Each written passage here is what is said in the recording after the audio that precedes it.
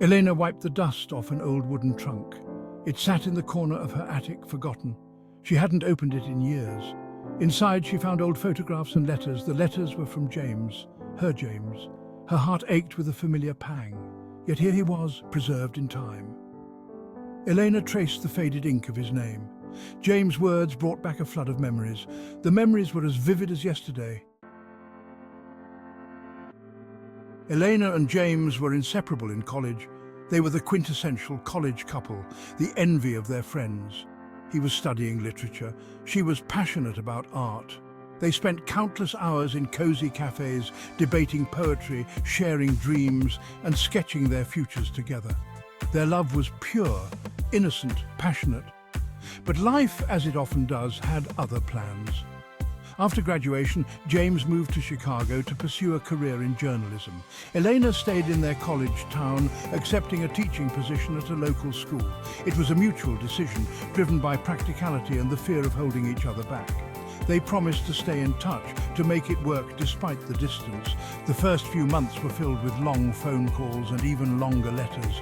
They poured their hearts out, clinging to the thread of their connection. But slowly, inevitably, the distance took its toll. The calls became less frequent, the letters less passionate. Life, with its demands and distractions, had pulled them in different directions. Elena carefully untied the ribbon holding the letters together. They were a mix of handwritten notes and typed pages, each one filled with James's characteristic wit and warmth. She read them slowly, savouring every word, every memory they evoked. His letters spoke of his dreams, his struggles, his longing for her. One letter described his tiny apartment in Chicago overlooking a noisy street. He wrote about the bustling city life, so different from their quiet college town. Yet, he confessed, he'd trade it all for one of their rainy day walks. Eleanor could almost hear his excited voice, sharing his triumph with her. As she read, a bittersweet feeling washed over her. She was happy for him, for the life he had built. But there was also a part of her, a tiny ember in the corner of her heart, that ached for what could have been. What if they hadn't drifted apart? What if they had fought harder for their love? Days turned into weeks, and still Eleanor found herself drawn back to the attic. James' letters had rekindled something in her, a longing she had long suppressed. One rainy afternoon, while rereading a particularly poignant letter, her phone rang.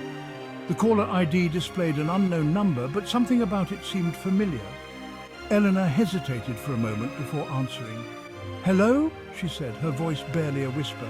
"Elena, is that you?" A man's voice responded, warm and familiar. Elena's heart skipped a beat. "James?" she breathed, her hand trembling. It was him. After all these years, he had found her. For a moment, neither of them spoke. The silence was filled with unspoken emotions, the weight of years gone by. Then, as if no time had passed at all, they fell into an easy conversation, catching up on their lives, sharing stories, their laughter echoing through the phone. They decided to meet at the same cafe where they had their first date, a quaint little place on Oak Street. Eleanor arrived early, her stomach fluttering with a mixture of nervousness and excitement. When James walked in, a wave of recognition washed over her. He looked older, with grey streaks in his hair, but his smile was still the same. As their eyes met, time seemed to stand still. It was like no time had passed at all. Beneath the surface of their separate lives, the connection they had shared was still there. They had both kept their letters, finding solace in the memories. A part of them had always been waiting for this moment. As they stepped out, James took Eleanor's hand. His touch sent shivers down her spine. "I still care about you," he finished. It was a second chance to rediscover a love that had never truly faded.